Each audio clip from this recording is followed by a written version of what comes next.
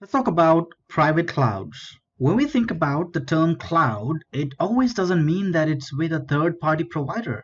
It could be within your organization as well. Private clouds are owned and operated by organization that uses the resources from that cloud. The organizations or enterprises will create their own cloud environment with their own data center.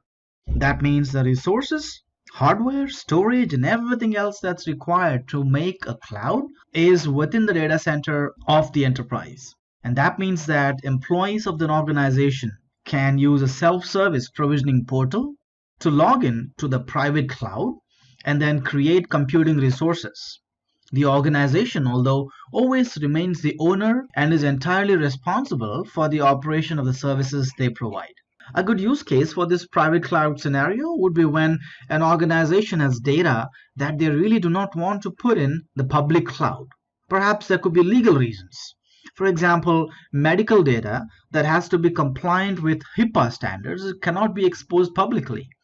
Another scenario is where the government policies require specific kind of data to be kept in the country privately. In the next video, let's take a look at the characteristics of private cloud that actually make it private.